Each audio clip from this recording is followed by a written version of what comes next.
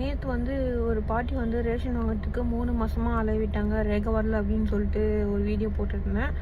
So இன்றைக்கி என்ன அப்படின்னு நடந்தது அப்படின்னு பார்த்தீங்கன்னா, அந்த பாட்டிக்கு வந்து ஒரு இது பண்ணியிருக்காங்க. ஸோ நான் கீழே கொடுக்குறேன் பாருங்கள்.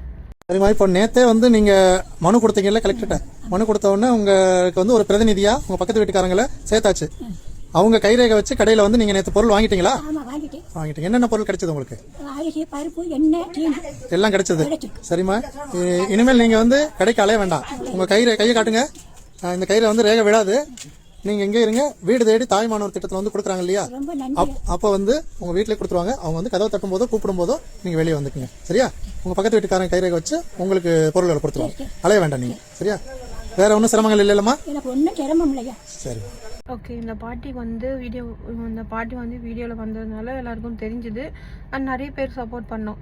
இப்போ இந்த மாதிரி இவங்களுக்கு ஒரு வழி வந்துடுச்சுன்னு வச்சுக்கோங்க. இப்போ மற்றவங்க இந்த மாதிரி இருக்காங்கல்ல, அந்த மாதிரி நிறைய பாட்டி இருப்பாங்க, நிறைய தாத்தா இருப்பாங்க. அந்த மாதிரி இருக்கிறவங்களுக்கு என்ன தீர்வு?